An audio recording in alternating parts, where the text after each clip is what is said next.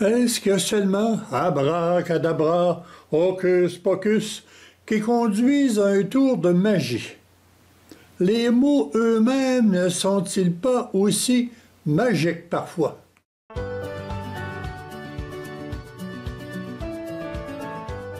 Je ne vais pas commencer par dire qu'une table c'est une table, une chaise c'est une chaise. Un enfant de 2 ans est capable de faire ça. Par contre, pour initier à la politesse, on s'adresse au jeune enfant en lui disant « Dis le mot magique ». Et il se rappelle le mot « merci » à dire quand la situation agréable se présente. Alors, y a-t-il de la magie dans le mot « merci » ?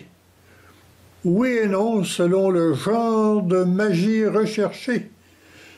Quand on s'adresse à un interlocuteur, il n'y a pas que le sens de la correspondance entre l'objet et le mot qui importe.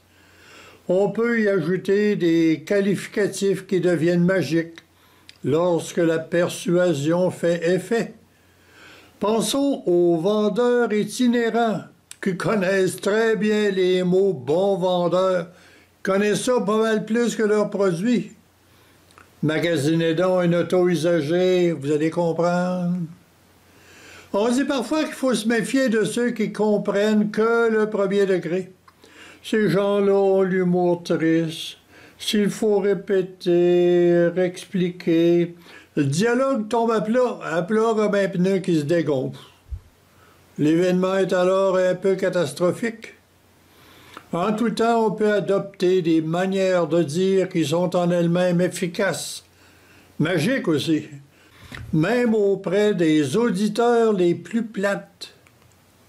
D'un cas urgent ou autoritaire, un élément externe comme une arme peut faciliter la compréhension. La commande est exécutée. Si c'est pas un objet, ça peut être le ton ou l'allure du locuteur qui suggère fortement d'obtempérer. Alors la magie s'ajoute au langage. Le langage est servi bien garni ou déguisé comme une humble boulette de viande. Ça n'a pas d'apparence, ça, en dehors du burger. Comme un mets appétissant, les mots doivent être apprêtés pour être appréciés avec un enrobage subtil. Il faut jouer avec le bon mot, avec la grammaire, le dictionnaire, le ton, l'émotion, la circonstance. Bon, c'est ce qu'on appellerait la politesse de l'élocution. Plus que le mot en lui-même, la grammaire, les temps des verbes contribuent à l'acceptation et à la persuasion. Le mot et ce qui l'entoure contribue au bon message. Regardons là 2 propositions. Autrefois, ce magasin-là avait de tout. On enregistre, mais on reste un petit peu avec un doute. Est-ce que c'est encore le cas? Si on entend plutôt l'expression « J'arrive de ce magasin-là, puis j'ai rien trouvé de convenable », alors là, on est convaincu, on n'ira pas. On remplace le doute de l'abondance passée par une assurance d'une dégradation actuelle. À la variante temporelle s'ajoute souvent la variante émotive. Par exemple, je vis près d'un cimetière. Je ne verse pas une larme à chaque fois que je le vois. Par contre, si je vois qu'on creuse le lot de mon ami Michel, un petit peu d'émotion monte. Serait-il décédé? Je demande au préposé, puis il dit oui. Reprenons tout ça brièvement. D'abord, il faut bien comprendre le mot.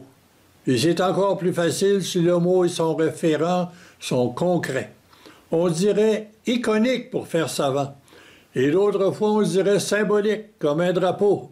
Si on n'est pas certain d'avoir bien compris, on peut se poser des questions. Est-ce bien dans le lot de Michel, par exemple, que l'on creuse au cimetière? Et s'il s'agit d'écouter un professeur ou un orateur, il faut faire confiance, atténuer le doute. La magie, c'est ce qui enrobe le mot de toute manière. Évidemment, il faut que celui qui a des oreilles soit bien intentionné, comme dans la citation, que celui qui a des oreilles pour entendre, qu'il entende. Un sisquipédalien, c'est un jargon trop technique, des mots trop longs inutilement. Oh, c'est le temps d'arrêter. Sinon, on va me donner un nouveau qualificatif. Ce mot-là, là, c'est Horace qui a patenté ça il y a 22 siècles. Des mots d'1 pied et demi. Quand c'est court, on comprend déjà mieux.